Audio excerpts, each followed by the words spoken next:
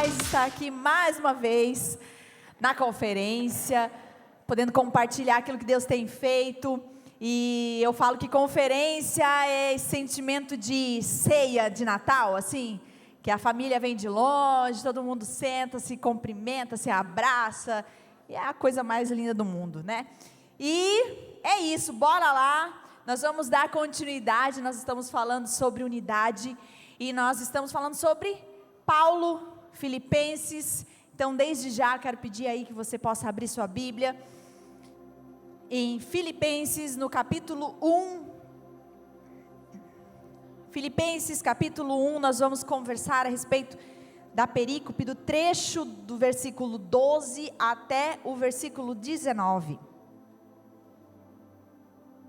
Enquanto você abre, quero te contextualizar aqui. Paulo, ele percorreu longas distâncias viajando as principais cidades do Império Romano para pregar o Evangelho. E ele escolhe centros populosos para isso, como Filipos, que é a carta que nós estamos conversando, um lugar, uma região de passagem, um lugar de muita gente para lá e para cá, gente de tudo quanto é lugar, e era um bom lugar para isso. Tessalônica, Corinto, Atenas e outras cidades. E alcançar essas cidades significava também atingir cidades vizinhas. Mas o que Paulo queria mesmo era pregar em Roma. Roma era um lugar muito importante economicamente falando. Edifícios, o Palácio do Império. Então era um lugar onde Paulo queria chegar com a mensagem do Evangelho. E Paulo chega lá. Porém, ele não chega do jeito que ele queria, como um evangelista. Ele chega, na verdade, preso, acorrentado.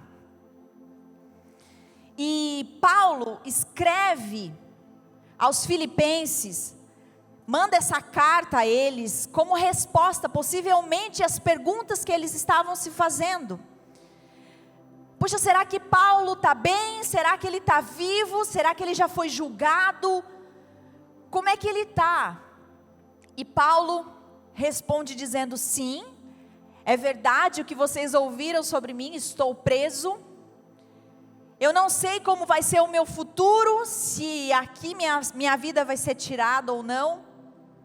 E Paulo aproveita para deixar uma mensagem poderosa para aquele lugar e também para nós. Então eu gostaria que a gente vai conversar sobre isso, sobre que mensagem é essa, nesse trecho da palavra. Enquanto isso, antes disso, na verdade, feche os teus olhos, nós vamos conversar mais uma vez com o Senhor. Deus, eu quero te colocar esse tempo que nós vamos ter agora, de mensagem, daquilo que o Senhor quer falar ao nosso coração. Eu peço que o Senhor possa abrir os nossos olhos, a nossa mente, os nossos ouvidos, que nós possamos estar atentos para aquilo que o Senhor quer fazer nesse momento. Entregamos tudo como adoração ao Senhor e pedimos que o Senhor flua nesse lugar de maneira livre, em nome de Jesus. Amém. Amém. Por muito tempo, inclusive recentemente também tivemos vários relapsos aparecendo de uma teologia. Foi nos apresentado uma teologia muito difícil, muito complicada, que dizia o quê? Que os filhos de Deus não passariam por sofrimento, não, aqueles que são filhos de Deus não passam por lutas, porque já são mais que vencedores e nada os abalam, e é isso aí.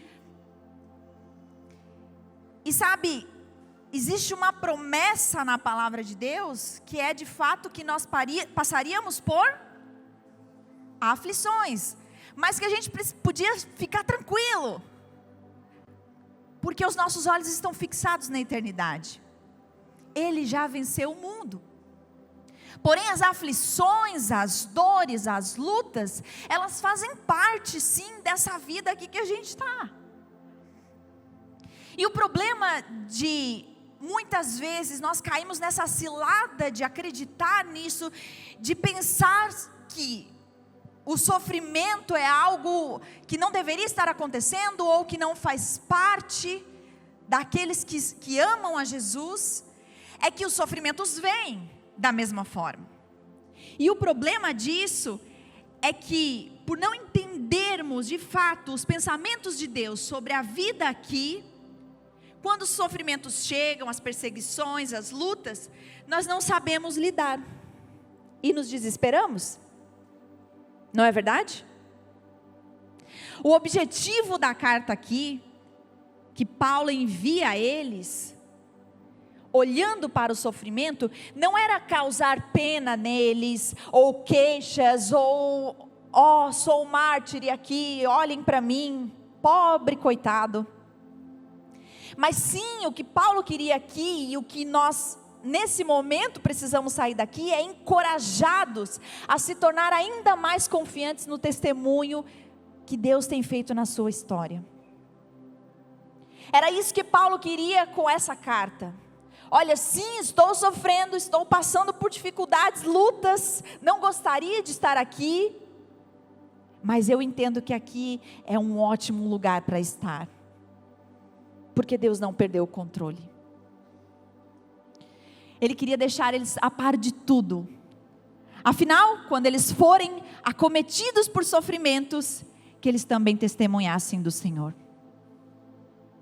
E hoje, nesse trecho que nós vamos discorrer aqui, eu quero falar sobre 3 coisas muito importantes, ou consequências daquilo que Paulo estava vivendo. O primeiro deles é o sofrimento que gera salvação. O sofrimento que gera salvação. Segundo, o sofrimento que gera expansão. E o terceiro, o sofrimento que gera encorajamento. E o primeiro então está lá no versículo 12, você pode acompanhar comigo. Ele começa assim: quero que saibam, irmãos, que aquilo que me aconteceu tem, ao contrário, servido para o progresso do Evangelho. Provavelmente Paulo estava dizendo: eu sei que vocês pensam que tem alguma coisa errada, que Deus perdeu o controle, mas ao contrário do que vocês acham, isso aqui tem servido para o progresso do Evangelho. E quando Paulo está escrevendo isso, o que ele está dizendo é acerca, possivelmente, de uma das preocupações que ele tinha, que existiam pessoas naquele lugar que tinham conhecido a mensagem do Evangelho através da vida de Paulo, e que naquele momento estavam olhando para Paulo e pensando: ué, se essa doutrina fosse verdadeira, Paulo não estaria preso. Creio eu que uma das preocupações de Paulo era essa: eu preciso apaziguar o coração desse povo, de que está tudo bem. Está tudo bem, ao contrário do que vocês acham, isso tem servido para o progresso do Evangelho. Paulo está dizendo: ei, aqui eu tenho uma lição para você, que o meu corpo, que o seu corpo sirva o reino. E essa é uma questão que por muitas vezes nós, na vida comum, no dia a dia, no trabalho, na igreja, fora da igreja, na maternidade, nas dificuldades, muitas vezes nós podemos pensar: Deus não tem nada a ver com o sofrimento. Porque muitas vezes a nossa perspectiva acerca do sofrimento, ela é humana e carnal. Nós temos uma noção prática do que é bom e do que é ruim. E olhando para isso, tendo uma noção de fato do que é bom e do que é ruim, e conhecendo o Deus amável e misericordioso que temos, nós imaginamos que o objetivo de Deus é nos poupar de sofrimentos. Eu conheço meu Deus, eu sei que Ele está lá, lutando para me poupar de passar por coisas difíceis. A grande questão é que a teologia da cruz, ela coloca o problema do mal em outro patamar. Jesus sofre a morte, e aquilo que estava acontecendo fala de um Deus que não é indiferente à dor, que não é indiferente à luta, que Ele não quer dizer que Ele não está nem aí para aquilo que nós estamos passando, mas que Ele se importa com a gente, e que Ele está com a gente. E na verdade, eu digo mais, que Ele quer ser encontrado neste lugar. Porque na maioria das vezes, nós como seres humanos, normais, tudo que nós queremos é sair da dor. Se nós temos uma dor, seja ela qual for, física, emocional, tudo que nós queremos é sair daquele lugar. O que eu posso fazer para sair? O que eu posso tomar? É natural. Porém, muitas vezes Deus quer ser encontrado nesse lugar, porque existe uma diferença muito gritante entre o tempo de bonança e o tempo de sofrimento. O tempo de bonança, o tempo de alegria, de conquistas, de coisas que nós estamos vivendo com o Senhor, ele é um tempo que nós conseguimos identificar Deus nesse lugar. Quem tem quem é um pouquinho espiritual, assim, só um pouquinho, já consegue identificar Deus nos tempos bons. Porém, nos tempos de sofrimentos, na verdade a gente não quer identificar Deus, a gente precisa, não é verdade? A gente anseia, nos tempos de luta e dor, tudo que a gente quer é o Senhor fazendo alguma coisa. Então veja que diferença é isso. E sabe, olhando para a minha história, o meu casamento no início, os tempos sombrios na área emocional, eu tinha dúvidas acerca do meu futuro. Eu não sabia se eu ia suportar por muito tempo, eu não sabia se teria solução isso em algum momento da minha história, mas eu não podia dizer que Deus não estava lá. Era palpável, era Ele sustentando. Quando nós vivemos os piores tempos como igreja, como onda dura, onde a nossa família foi perseguida, onde houve ameaças, talvez muitos de vocês estiveram naquele tempo, onde a onda amanhecia sempre pichada, as paredes com palavras complicadas, onde o povo saía, talvez você chegou num tempo bom de onda dura, gente, mas numa época o povo saía para o terminal e jogavam tomate e ovo podre na galera. E nesse tempo, eu duvidava se a gente ia sair ileso como família. Eu duvidava se a igreja onda dura ia acontecer por muito tempo, se não seria o fim. Mas eu não tinha dúvidas nenhuma de que o reino de Deus estava se expandindo naqueles tempos.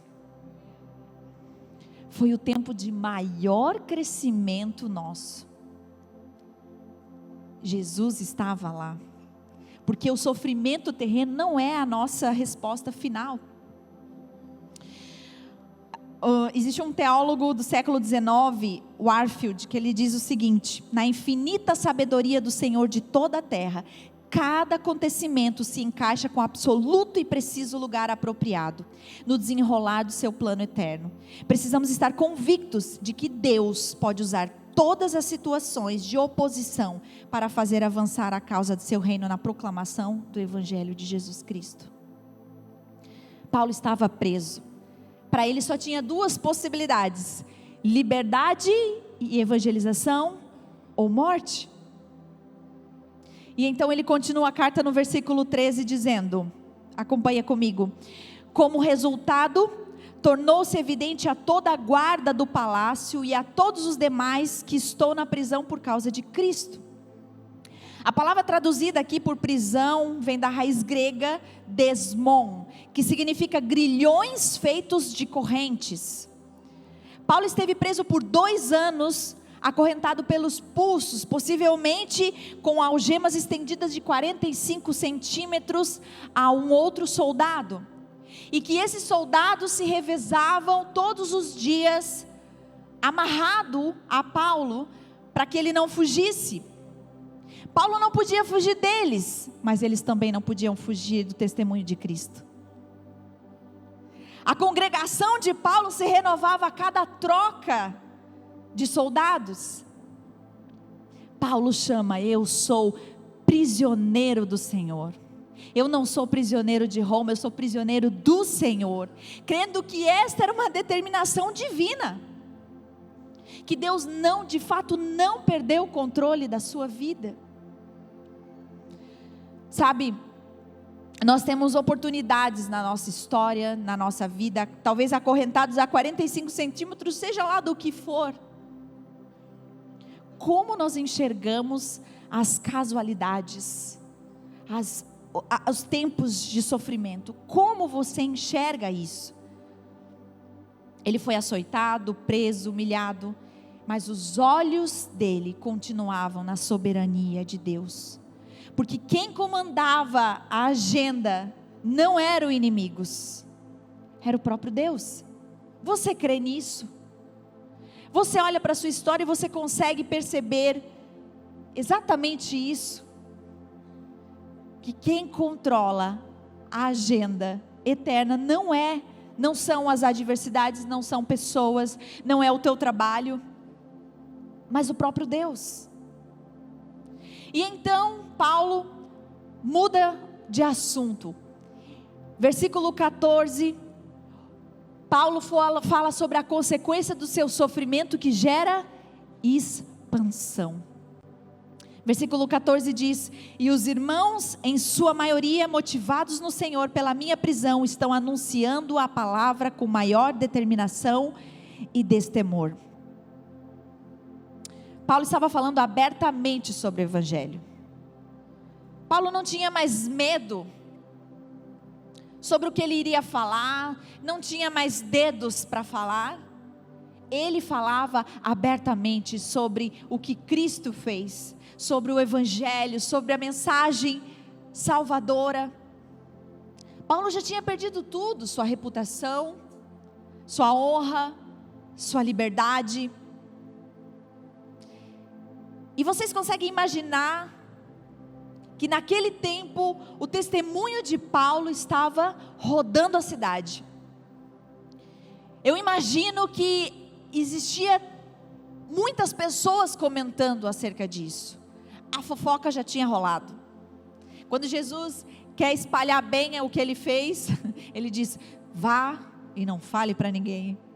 Isso é ótimo, né, gente? Dá aquela coceira, tu já chega no primeiro e fala. E eu imagino que a fofoca já tinha rolado. Paulo está pregando acerca de uma mensagem revolucionária. Paulo está doido. Paulo está contando o que aconteceu com ele. O testemunho de Paulo estava nas ruas. Os soldados estavam se convertendo. Foi uma revolução que estava acontecendo ali. O testemunho de Paulo, a mensagem estava se espalhando que nem fogo dentro da casa de César. O negócio transbordou. As cidades naquele lugar começaram a se encher de força e de ímpeto para pregar o Evangelho sem medo. Porque eles estavam vendo que um homem estava preso, falando sobre uma mensagem transformadora, com ímpeto, com coragem. Aquelas igrejas começaram, imagino eu, a se levantar naquele lugar, tendo como referência Paulo, porque o que Paulo estava vivendo ali não impediu de que a mensagem fosse falada, tanto para as cidades daquele lugar, quanto para os filipenses. Vocês imaginam eles recebendo essa carta? Paulo está preso, Paulo está bem? Como pode? Eu creio que eles se fortaleciam inclusive mais do que se Paulo não tivesse preso. E o testemunho de Paulo naquele lugar encorajou dois grupos de pessoas, que Paulo mesmo diz. O primeiro deles, aqueles que pregavam por inveja. E o segundo grupo, aqueles que pregavam por boa vontade. Versículo 15 e 16. Diz assim: é verdade que alguns pregam Cristo por inveja e rivalidade, mas outros o fazem de boa vontade. Estes o fazem por amor, sabendo que aqui me encontro para a defesa do Evangelho. Sabe, meus irmãos, sempre que nós pregarmos a verdade do Evangelho, nós seremos criticados. Nós teremos opositores. Mas algo muito interessante nesse trecho é que Paulo diz: mas calma, pessoal, o problema deles é comigo, não é com a mensagem. O problema deles é com o mensageiro, não é com a mensagem. Tá tudo bem. Possivelmente esses líderes naquele lugar que pregavam por inveja, estava relacionado a uma inveja acerca da influência que Paulo estava tendo naquele lugar. Uma inveja acerca da autoridade de Paulo, do seu intelecto. Possivelmente ameaçava o ministério daquelas igrejas. Por causa das suas conquistas apostólicas, crescendo, implantando, expandindo. E Paulo diz: eles estão mesmo pregando o Evangelho. Eles não são falsos mestres. Porque o problema real deles é a motivação. Eles estão impulsionados por inveja. O problema deles não era com Jesus, era com Paulo. E sabe, eu lendo esse trecho e meditando sobre isso, eu me fiz uma pergunta acerca realmente do nosso tema. Que tipo de UNA nós estamos vivendo no Brasil? Que tipo de unidade nós estamos vivendo no Brasil? É muito triste, e eu não sei se você compartilha dessa tristeza comigo, de pregadores, de igrejas que acham que estão numa competição. Qual igreja tem mais membros? Qual a igreja mais cool? Qual é a igreja mais atrativa? Se atacando na internet, às vezes sem dizer nomes. Às vezes marcando mesmo a pessoa, que aí o nível do ridículo já passou do... Pregando Jesus, pensando no que nós vamos receber. Qual glamour vai ser? E sabe qual é o resultado disso para a igreja? É a discórdia, é a discussão áspera, é um efeito devastador na saúde da igreja, perdendo aqueles que estão chegando, novos, chegando na fé, os pequeninos, olhando para essa bagunça, e pensando: gente, lá fora está mais tranquilo. Fazendo que muitas vezes a igreja se divida no meio. E Paulo continua no versículo 17, dizendo: aqueles pregam Cristo por ambição egoísta, sem sinceridade, pensando que podem me causar sofrimento enquanto estou preso. Esses pregadores pregam por uma autopromoção. Eles pregam Cristo para exaltarem a si mesmo. Eles usam do nome da igreja, do nome da pregação, do evangelho, para saber o que nós como igreja vamos ganhar, como que nós vamos ficar a nossa imagem, como nós vamos ser reconhecidos por aí. A pergunta naqueles dias feita por esses líderes da igreja naquele tempo, passou de: você já aceitou a Jesus? Para: de que lado você está? Paulo ou do nosso? Eles achavam que Paulo era como um deles. Eles achavam que Paulo estava disputando com eles. E Paulo não queria reputação. Paulo não estava construindo um reino para si. Paulo estava preso. E eu fico imaginando que Paulo poderia muitas vezes até se questionar e questionar a Deus.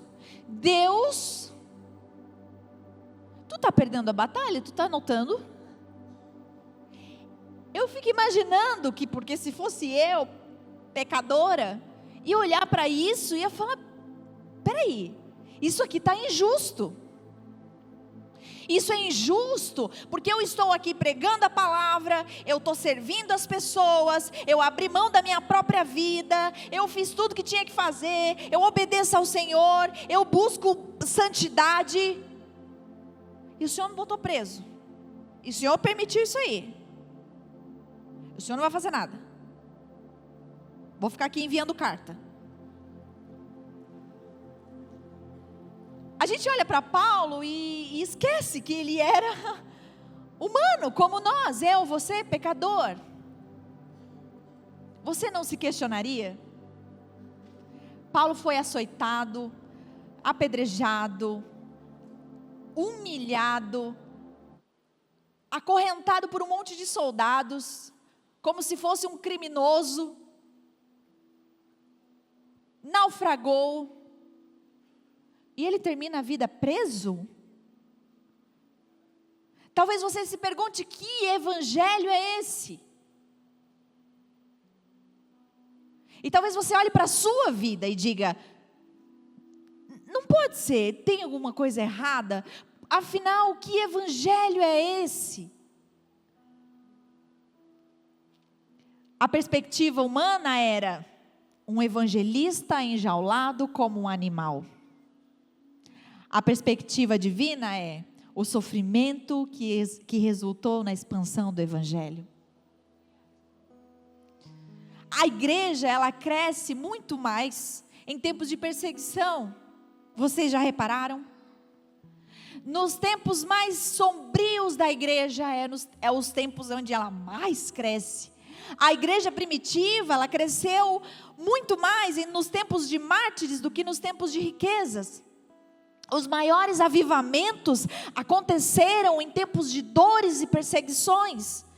Sabe por quê? Porque a perspectiva de Deus a respeito das nossas lutas terrenas, elas são diferentes daquilo que nós entendemos.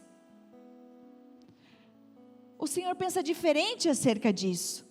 E nós, em meio ao sofrimento, em meio às lutas, perseguições, dores, a gente fica se debatendo, dizendo, Senhor, será que Deus não está vendo? Senhor, será que o Senhor não percebeu? Tem uma música do Thales, eu fiquei um pouquinho em delay aqui, porque eu estou tentando lembrar, que diz, parece que é difícil só para mim. Você já viram essa música? Às vezes a gente tem essa impressão, orando ao Senhor com essa impressão, poxa, a vida parece que é difícil só para mim, para todo mundo, está todo mundo bem. E aí Paulo, então, vai encerrando a sua carta, no versículo 18, encerrando esse pedaço, no versículo 18, dizendo, sobre o sofrimento que gerou encorajamento. Ele faz uma pergunta, mas que importa? Que importa o que essas pessoas estão fazendo? O que importa mais uma luta que estou vivendo? O que importa? O importante é que de qualquer forma, sejam por motivos falsos ou verdadeiros, Cristo está sendo pregado, e por isso me alegro. De fato, continuarei a alegrar-me. A pergunta de milhões de Paulo é: o que importa? O que importa? A resposta é: o que realmente importa não é sua imagem, não é seu bem-estar, não são os confortos, não são somente as fases maravilhosas, mas que Cristo seja exaltado. É isso que importa.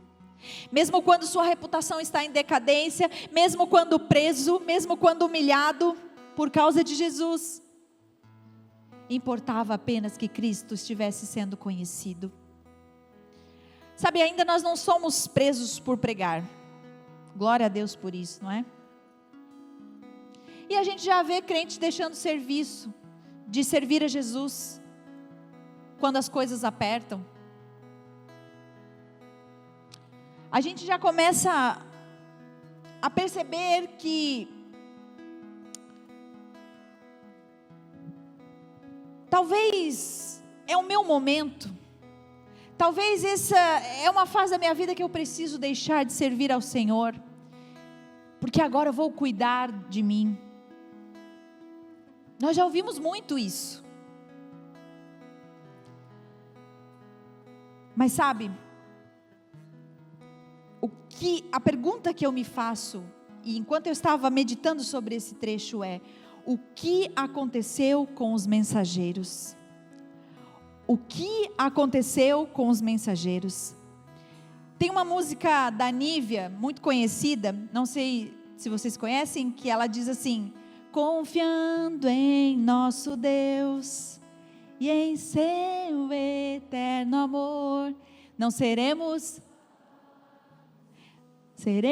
abalados. Aí ela continua assim, ó: na batalha permaneceremos em fé. Se exércitos se erguerem contra nós, não seremos o quê? Não seremos... brincadeira. Sempre quis fazer isso. Mas sabe, a pergunta que a gente precisa fazer é: os mensageiros estão tudo abalados. A grande questão é que os mensageiros estão tudo abalados. A gente acha o máximo cantar isso. Dá um arrepio na alma, uma coisa gostosa.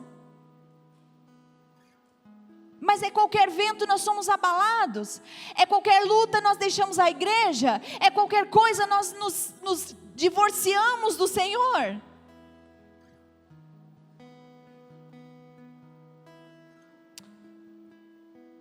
John MacArthur diz: o exemplo paulino de humildade abnegada mostra que as piores circunstâncias são aquelas em que a alegria pode ser maior. Quando as coisas que consideramos praticamente garantidas em nossa vida começam a ruir, quando o sofrimento e a tristeza aumentam, os crentes devem ser levados a uma comunhão cada vez mais profunda com o Senhor. A pergunta é: como você fica quando as coisas começam a ruir na sua história? Qual é a opção que você escolhe quando as opções ali são ficar, mesmo que haja sacrifícios por causa do Evangelho, ou aliviar a pressão para que eu fique bem?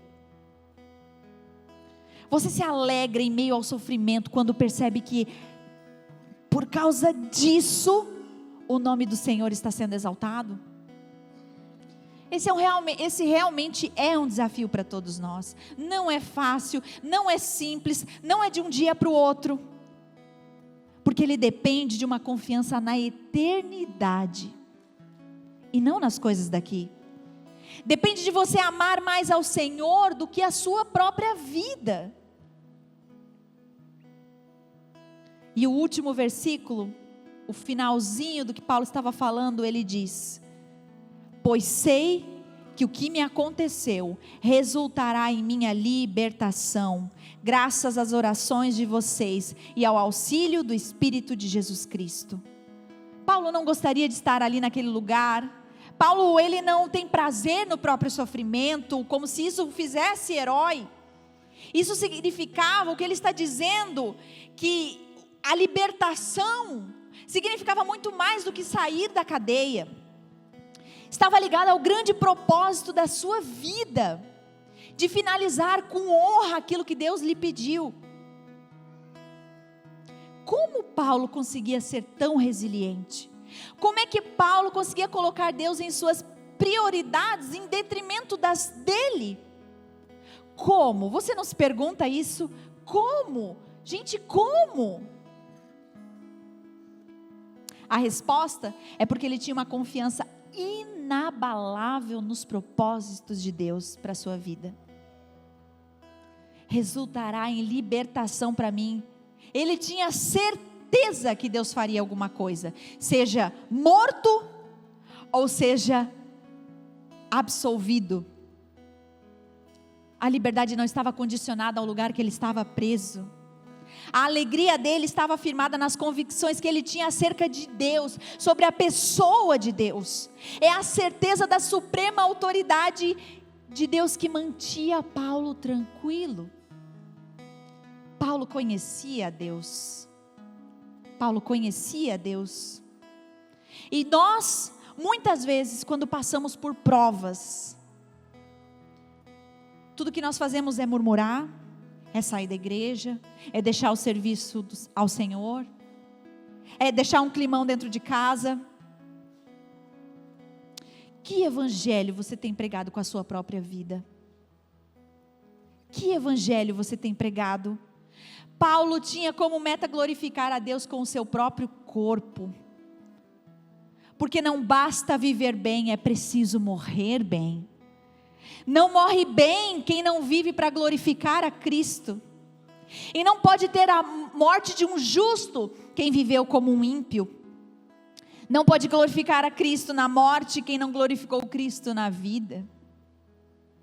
Martin Lloyd-Jones, um pregador galês, considerado um dos pastores mais influentes do século XX, no leito de sua morte, ele disse à sua família: não orem mais por minha cura, não me detenha da glória. Que coisa mais linda.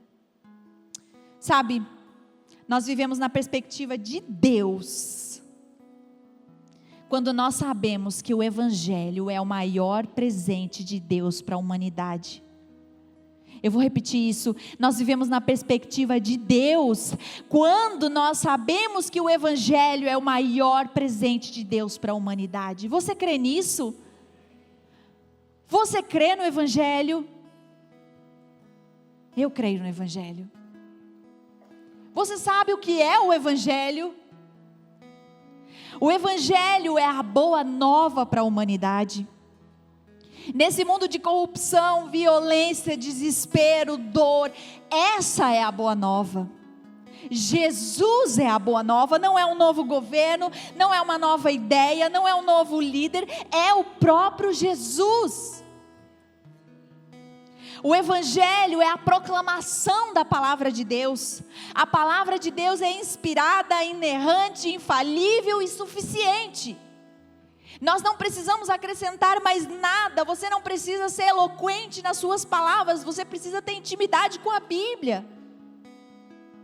O Evangelho é a revelação da pessoa de Jesus Cristo. Ele é o conteúdo. Ele é o âmago do Evangelho, não o mensageiro. E não são só os pregadores engajados na pregação do Evangelho. É eu e você.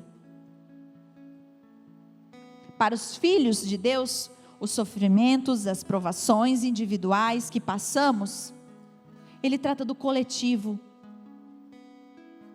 As crises no meu casamento, hoje eu olho para trás e eu percebo que ela tratou do coletivo e não de mim mesma. Embora a minha oração era: Senhor, me dá um minuto de paz. Eu só quero ser feliz, eu só quero o meu casamentinho, minha casinha, meus filhinhos e só. Hoje eu percebo que tinha a ver com o coletivo, com aquilo que Deus faria através do testemunho. As perseguições da nossa família, que nós vivíamos individualmente dentro da nossa casa, tinha a ver com o coletivo. Proteger a igreja onda dura contra pessoas de dentro da própria igreja onda dura, por mais que fomos atacados, tinha a ver com o coletivo, não com a gente. As dificuldades financeiras que nós lá em casa passamos por bastante tempo, tinha a ver com o coletivo, não com a gente. Deus faz no indivíduo por causa do coletivo. Deus faz em você por causa do coletivo. E talvez você está perguntando: quem é o coletivo?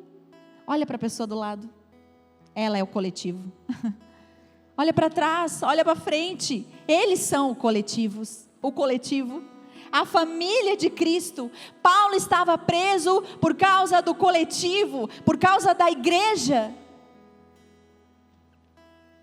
Sabe o que é una? Una é quando entendemos que a minha vida individual serve o reino de Deus. Quem ama a Deus vive procurando perceber as portas que são abertas através do caos. E nós só podemos suportar os sofrimentos quando aumentamos o nosso amor a Deus. Isso é a base de passarmos por provações. Fecha os teus olhos, baixa sua cabeça aí no seu lugar. Eu quero orar sobre isso com você.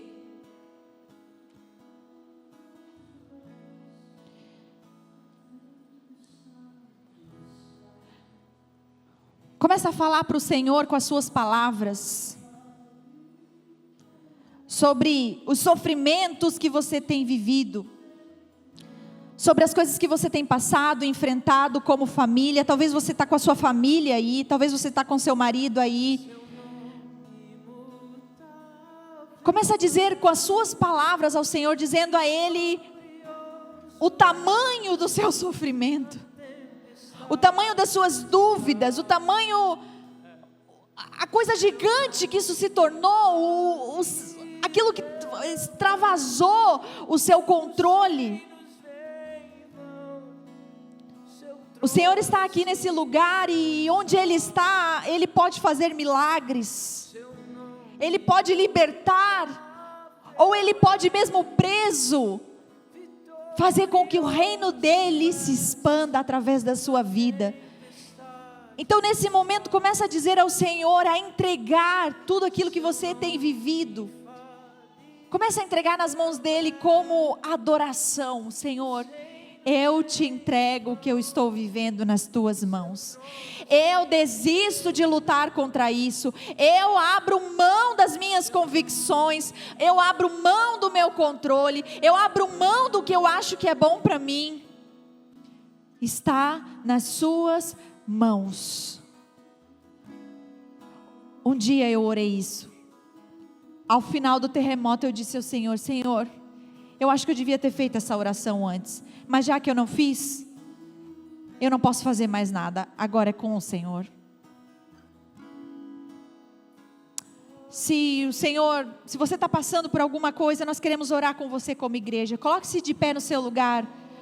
Se Deus tem falado ao seu coração, se essa é uma noite onde você está entregando seus sofrimentos a Ele, coloque-se de pé no seu lugar.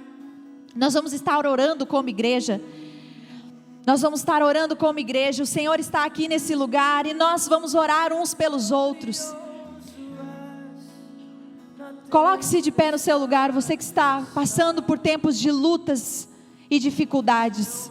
Você que está do lado aí, se tem uma pessoa do lado seu em pé, abrace ela, acolha ela como igreja. Vamos orar uns pelos outros. Tem mais gente em pé sozinho? Abrace, procure alguém, sirva alguém com o seu abraço. Você que está sentado, estenda as mãos sobre essas pessoas, nós vamos orar agora. Jesus, eu quero entregar os teus filhos nas tuas mãos. Espírito Santo de Deus, vem como um bálsamo sobre a nossa igreja. Senhor, sobre os teus filhos, acolhe toda dor, sofrimento, dúvida, questionamentos. Senhor, vem com um banho de alegria sobre todos nós, independente das dificuldades, independente do que estamos vivendo, Senhor. Vem com algo novo, um frescor, um consolo. Que mesmo que nós não possamos ver o Senhor fazendo agora, mas que o Senhor possa nos encher de alegria. Comece a encher-nos de alegria dentro de nós, Pai, que possamos ser tomados por algo maior do que nós mesmos, por algo maior do que as circunstâncias, que nós possamos ser abraçados pelo céu com uma alegria que só pode vir do Senhor. Espírito Santo de Deus, venha sobre nós como igreja. Nós estamos aqui, Senhor, por causa do Senhor. Receba como adoração todas as nossas palavras, dores, lutas, e faça, Senhor, um suco no teu reino. Espírito Santo, pega tudo que nós estamos vivendo, Senhor, e que transforme num testemunho vivo, aonde nós formos, que nós possamos ser bênção e que o teu reino se expanda através daquilo que estamos vivendo, em nome de Jesus, em nome de Jesus, amém, amém. Deus abençoe vocês. E aí, meu amigo, tudo bom? Você foi abençoado com essa pregação? Espero que sim. Nós vivemos dias inesquecíveis de Conferência Onda Dura 2022. E essa é uma das várias mensagens que está ao seu dispor para abençoar e edificar a sua vida. Porém, eu quero te fazer um convite muito especial. Nós estamos a todo vapor preparando a nossa próxima conferência. E você não pode perder essa oportunidade de viver uma imersão de 3 dias intensos na presença de Deus. Eu creio que a tua vida vai ser completamente transformada ao viver essa experiência conosco. Eu quero te fazer esse convite muito especial. Na descrição desse vídeo existe um link para você poder garantir o seu passaporte e dessa forma presenciar junto conosco a manifestação da presença de Deus no nosso meio. Deus te abençoe, até a próxima.